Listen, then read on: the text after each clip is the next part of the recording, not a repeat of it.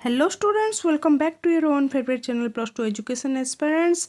आज पिलामाने तुम पाई मु एजुकेशन प्रैक्टिकल पाई तुम किपरि भाबरे प्रस्तुत हेबो एवं Shri Chaitanya history lesson plan अंतर्गत जो माने श्री चैतन्य लेसन प्लान लेखिबा पाई चाहुचो किपरि भाबरे तुम लेसन प्लान टी लेखिले संपूर्ण फुल मार्क पाई परिबो। संपूर्ण विवरणी तुमको ए गोटे वीडियो माध्यम तुम पाई परिबो एवं यस डोंट फॉरगेट दैट मु कौन यही जो श्री चैतन्य लेसन प्लान जो मैंने नेबा को चाहूच से भितर की क्वेश्चन तुमको एक्सटर्नाल साल पचारि पारे ताहा मध्य मु मझी मझीरे कहबी। सो वीडियो को शेष पर्यंत देखा अनुरोध। चलो वीडियो को स्टार्ट करवा। हाँ पिला माने समस्ते जानिछ जे श्री चैतन्य इतिहास गोटे बहुत इंपोर्टेंट लेसन प्लान जहाँकि प्रायतः पिला माने बाछि थांती एवं मु तो कहे कि पिला माने एमिति टॉपिक तुम बाछिबो जो थिरे कि क्वेश्चन जदि तुमको पचारा जाउची ताले तुम तार सठिक आंसर टी देई पारिबो। एमिति कष्टिया माने समस्ते नौछंती इजी टॉपिक टी कहि कि तुमे जे नबनी ता नुहे। तुम जदि सिंपल बा डिफिकल्ट टॉपिक भी जदि तुम नौछ ताहले से टॉपिक रे तुमरो जदि ज्ञान अछि तुमरो जदि नॉलेज अछि जहाँ सब तुमको क्वेश्चन पचरा जाए जदि तार तुम सठिक आंसर दे पाउछ ताहले that is best for you.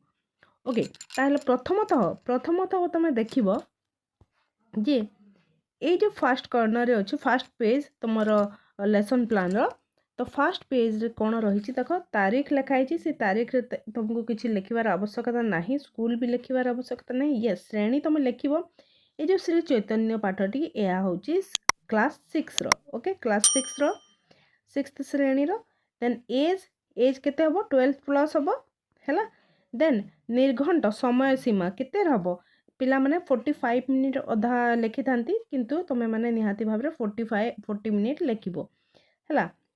Sorry निर्घंट अर्थात पीरियड पिला माने अधे कोन लिखि थांती 3 ईयर पीरियड 4th पीरियड ए सब लिखि थांती किंतु तुमे निहाती भाबरे 5th लिखिबो हैला। 5th पीरियड काहे कि ना इतिहास गोटे पाठ इतिहास भूगोल जहाँकि तुमरो जो रिसेस ही थाए खाइबा छुट्टी ही थे तापर क्लास ही थे। देन समय 40 मिनिट एवं सब्जेक्ट इतिहास प्रसंग श्री चैतन्य ये सब जानिछ बेसी आम डिस्कसन करबानी किंतु मोस्ट इम्पोर्टेंट होउची तुमरो फर्स्ट पेज रे आउ कोन रहउची पिला माने साधारण उद्देश्य तुमरो जहाँ सब लिखाई जे ठीक एपरि भाबरे तुम लिखिबो।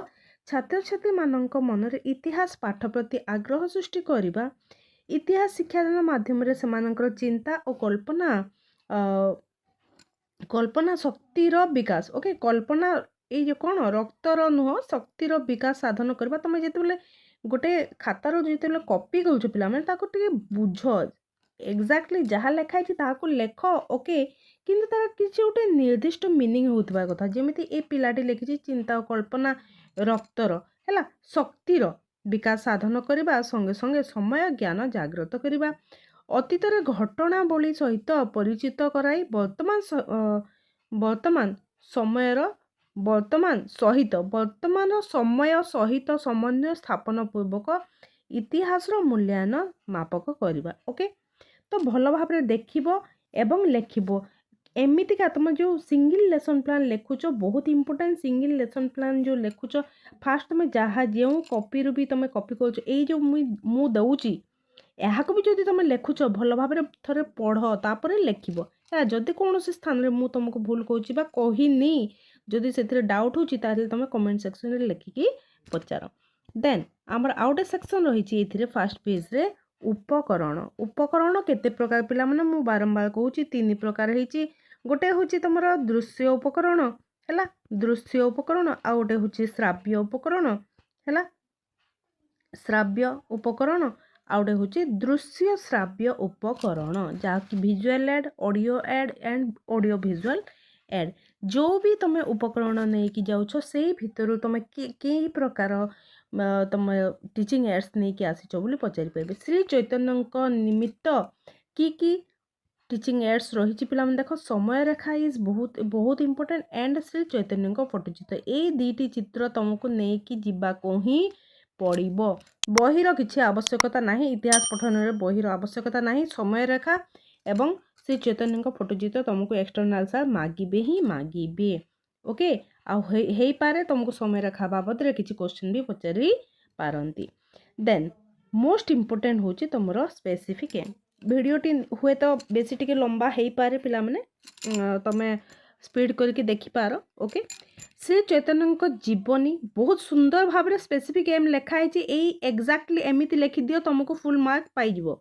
श्री चैतन्य जीवनी वैष्णव धर्म तथा तांको नीतिबाणी संबंध छात्र छात्री माने जानी परिबे बा धारणा पाइबे।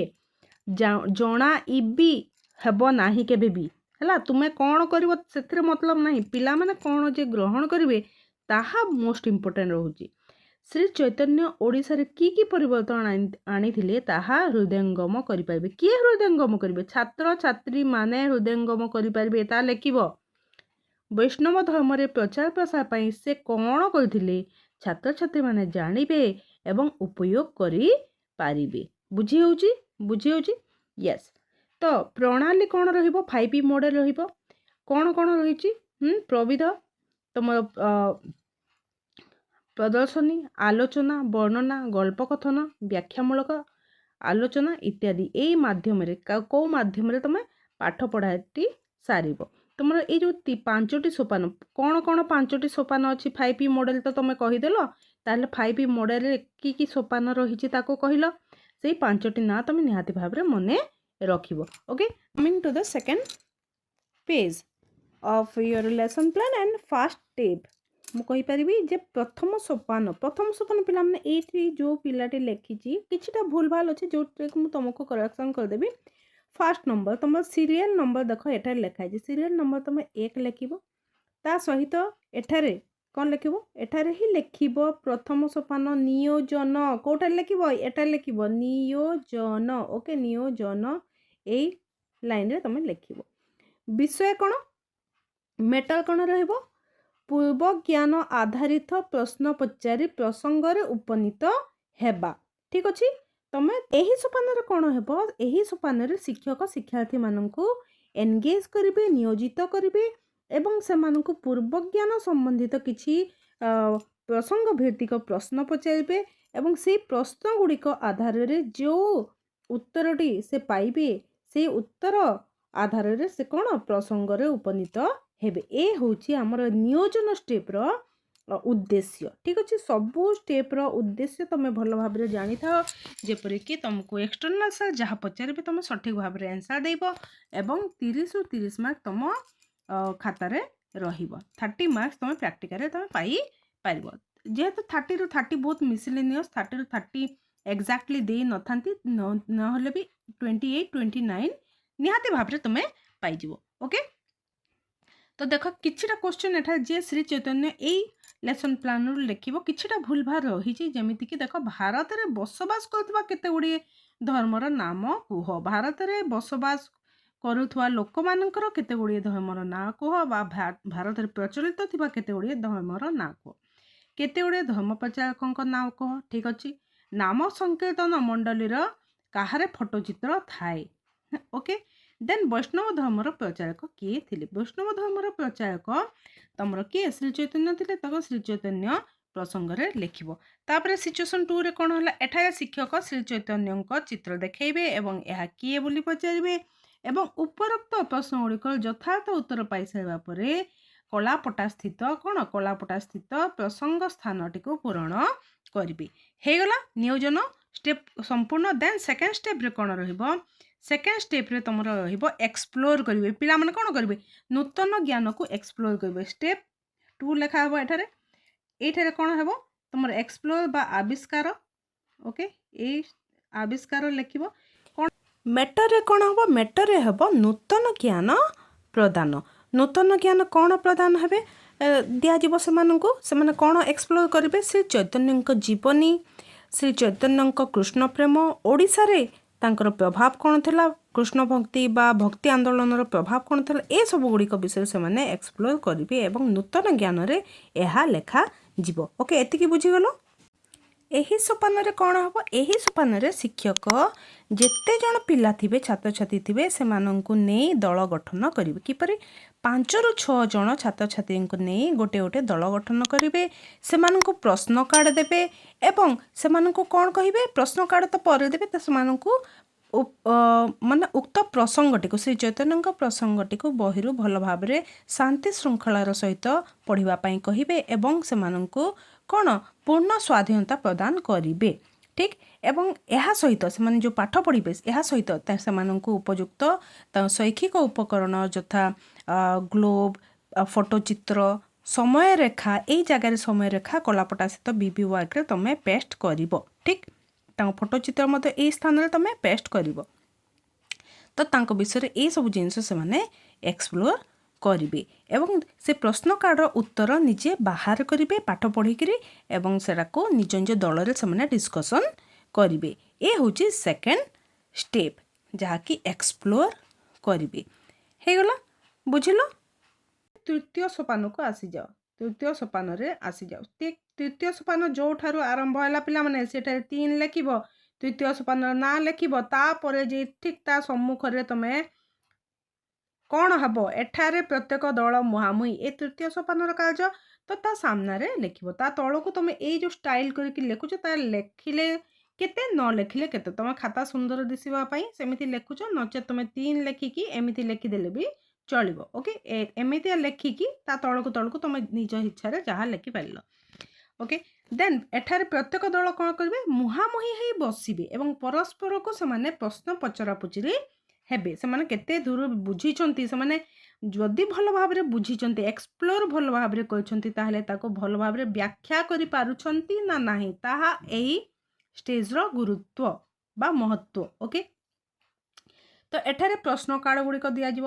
କିଏ ଦେଇଥିଲେ ପ୍ରଶ୍ନ କାର୍ଡ଼? ଟିଚର ଦେଇଥିଲେ। ତାଙ୍କୁ କ'ଣ ସେଠାରେ ଲେଖିଦେବେ କଳାପଟାରେ, ତାକୁ ବିବି ୱାର୍କରେ ସେ ପ୍ରଶ୍ନ କାର୍ଡ଼କୁ ଲେଖିଦେବେ। ଆଣ୍ଡ ଦେଖ ଗ୍ରୁପ୍ 1, ଗ୍ରୁପ୍ 2, ଗ୍ରୁପ୍ 3 ଏଇ କ୍ୱେଶ୍ଚନ୍ ଗୁଡ଼ିକର ଆନ୍ସର୍କୁ ସେଠାରେ ସେମାନେ ଲେଖିବେ ବା ଡିସ୍କସନ୍ କରିବେ। ଓକେ, ତୃତୀୟ ସୋପାନ ତୁମର ହେଇଗଲା। ଦେନ୍ ଶେଷରେ କ'ଣ ହେବ, ସେ ସାରାଂଶକୁ ସେମାନେ ନିଜ ନିଜ ଖାତାରେ ଲେଖିବେ। ସାରାଂଶ ହେଉଛି ଏଠାରେ ଲେଖା ହେବ, ବିବି ୱାର୍କରେ ସାରାଂଶ ଲେଖା ହେବ ନାହିଁ। ଓକେ, ବୁଝିହେଲା? ଦେନ୍ ତୁମକୁ ଶୀଘ୍ର କହିଦେଉଛି, ଆରାମରେ ତୁମେ ଦେଖିକି ବୁଝିବ। ଦେନ୍ ଚତୁର୍ଥ ସୋପାନ ଦେଖ, ଚତୁର୍ଥ ସୋପାନ ଏଇଠାରୁ ଷ୍ଟାର୍ଟ ହେଇଛି ପିଲାମାନେ। ଦେଖ ଏଠାରୁ ଷ୍ଟାର୍ଟ ହେଇଛି, କିନ୍ତୁ ପିଲାଟି ଉପରୁ ଲେଖିଛି, ସେମିତିଆ କରିବ ନାହିଁ। ଓକେ, ବାରମ୍ବାର ମୁଁ ଗୋଟେ ଜିନିଷକେ ହିଁ କହୁଛି। ଦେନ୍ ଚତୁର୍ଥ ପର୍ଯ୍ୟାୟରେ କ'ଣ ହେଇଛି, ଚତୁର୍ଥ ପର୍ଯ୍ୟାୟରେ ସଂକ୍ଷେପଣ ହେବ। କ'ଣ ହେବ, ସମ୍ପ୍ରସାରଣ, ଇଲାବୋରେସନ୍, ଯାହା ସବୁ ପଢ଼ା ହେଲା ତାକୁ କ'ଣ ଚତୁର୍ଥ ପର୍ଯ୍ୟାୟରେ ତାଙ୍କୁ ସଂକ୍ଷେପରେ ଟିଚର ପିଲାମାନଙ୍କ ଠାରୁ କ୍ୱେଶ୍ଚନ୍ ଆନ୍ସର୍ ଆଦାୟ କରିକି କଳାପଟାରେ ଲେଖିବେ। ଠିକ୍ ଅଛି, ତ ଏହି ପର୍ଯ୍ୟାୟରେ ଶିକ୍ଷକ ଏକ ପ୍ରଶ୍ନ କାର୍ଡ଼ ପ୍ରତ୍ୟେକ ଦଳଙ୍କୁ ଦେବେ। ପ୍ରତ୍ୟେକ ଦଳ ନିଜ ନିଜ ଆଲୋଚନା କରି ବିସ୍ତାରିତ ଭାବରେ ବର୍ଣ୍ଣନା କରି ଉତ୍ତର ଲେଖିବେ। ଆବଶ୍ୟକ ହେଲେ ଶିକ୍ଷକ ସଂକ୍ଷେପଣ କରିବେ। ତ ପ୍ରଶ୍ନ କାର୍ଡ଼ ଶ୍ରୀ ଚୈତନ୍ୟଙ୍କ ବାଲ୍ୟ ଜୀବନ ବର୍ଣ୍ଣନା କର। ତ ଏଠାରେ ଦେଖ ଶ୍ରୀ ଚୈତନ୍ୟଙ୍କ ବାଲ୍ୟ ଜୀବନ ଯେଉଁ ବର୍ଣ୍ଣନା କର ଲେଖା ହେଇଛି, କ୍ୱେଶ୍ଚିନ୍ଟି ରହିଛି ଏଇଠି, ତ ତୁମେ ସଂକ୍ଷେପଣ ମଧ୍ୟ ଏଠାରେ ଲେଖିବ। 1 ନମ୍ବର ଉତ୍ତର ମଧ୍ୟ ଏଇଠାରୁ ଆରମ୍ଭ କରିବ। ଯେଉଁ ସ୍ଥାନରେ 1 ନମ୍ବର ଉତ୍ତରଟି ସରିଲା, ସେଇ ସ୍ଥାନରେ ତୁମେ 2 ନମ୍ବର କ୍ୱେଶ୍ଚିନ୍ ଲେଖିକି ତାର ପୁଣି ଉତ୍ତରଟି ତା ସାମ୍ନାରେ ଲେଖିବ। ବୁଝିଯାଉଛି? କ୍ଲିଅରଲି କହୁଛି ପିଲାମାନେ। ଯଦି ବୁଝା ପଡ଼ୁନି ତାହେଲେ ତୁମେ କମେଣ୍ଟ ସେକ୍ସନରେ ଲେଖିକି ଜଣେଇବ। ଓକେ, ତ ଏହିପରି ଭାବରେ 3 या 4ଟି ବା 5ଟି କ୍ୱେଶ୍ଚିନ୍ରେ ତୁମର ଚତୁର୍ଥ ସୋପାନ କମ୍ପ୍ଲିଟ୍ ହେବ। ଚତୁର୍ଥ ସୋପାନରେ ତୁମେ କ'ଣ କଲ ପିଲାମାନେ, ତୁମେ କଲ ଇଲାବୋରେଟ୍ କରିଛ ବା ସମ୍ପ୍ରସାରଣ, ଯାହା ସବୁ ପାଠ ପଢ଼ା ହେଇଛି ତା କେତେ ଦୂର ସେମାନେ ହୃଦୟଙ୍ଗମ କରିଛନ୍ତି, ତାକୁ ଇଲାବୋରେଟ୍ କରିପାରିଛନ୍ତି ନା ନାହିଁ, ସେଥିରେ ହେଲା। ଦେନ୍ ଆମେ ପହଞ୍ଚି ଯାଇଛେ ଶେଷ ସୋପାନରେ। ଶେଷ ସୋପାନ ହେଉଛି ମୂଲ୍ୟାୟନ, 5th ମୂଲ୍ୟାୟନ। ଏଠାରେ କ'ଣ ହେବ, ଶିକ୍ଷାର୍ଥୀମାନେ ଲବ୍ଧ ଜ୍ଞାନ ପରିମାପକ ପ୍ରଶ୍ନର ଉତ୍ତର ଦେବେ। ଠିକ୍ ଅଛି, ତ ଦେଖିଦିଅ କ'ଣ ଲେଖିବ। ଏଠାରେ ପ୍ରଶ୍ନ ଗୁଡ଼ିକ ରହିବ। ପ୍ରଶ୍ନ ରହିବ କ'ଣ, ବିବି ୱାର୍କରେ ରହିବ, ଖ ତୁମେ ଦେବ। 2ରୁ 3ଟି କ୍ୱେଶ୍ଚନ୍ ଦେଲେ ବି କାଫି ରହିଛି। ଠିକ୍ ଅଛି, 1 ନମ୍ବର କ୍ୱେଶ୍ଚନ୍ ରହିଛି। ଦେନ୍ 2 ନମ୍ବର କ୍ୱେଶ୍ଚନ୍ରେ ଦେଖ କ'ଣ ରହିଛି, ଶୂନ୍ୟ ସ୍ଥାନ ପୂରଣ। ଶ୍ରୀ ଚୈତନ୍ୟ କ'ଣ ଜୁମ୍ କରୁଛି, ଶ୍ରୀ ଚୈତନ୍ୟଙ୍କୁ ବୈଷ୍ଣବମାନେ ଡ୍ୟାସ୍ କାମରେ ପୂଜା କରୁଥିଲେ कि डैश नाम श्री चैतन्य को वैष्णव माने डैश नाम रे पूजा करुथिले विश्वम्भर निमाई गौरांग महाप्रभु एई क्वेश्चन गुड़िकर आंसर तुमको निश्चित भाव रे आसीबा कथा कहीं ना तुमको ए क्वेश्चन गुड़ाक तुमको एक्सटर्नल आंसर पचारि पारंती देन देख आउटे जिनस मुख्य जिनस रहीगला गृह कार्य एठारे ब्लैंक्स छड़ा होती पिला माने ब्लैंक्स छाड़ब नाही गृह कार्य दीटी निहाती भाव रे तुमे देव ओके तो यहीपरि भाव रे तुमे संपूर्ण यहीपरि भाव रे जदि लेखुच डिटेल भल एई जो लेसन प्लान देछि एहाको जदि तुमे तुमे तुम फाइनल टीचिंग लेसन प्लान पई तुमे चूज करछ ताहले मु कहूनी कि तुमे ए भितर किछिटा भूल थिबनी निहाती भाव रे भूल भी थाई पारे ताको डिटेल पढ़ पिला माने जदि किछि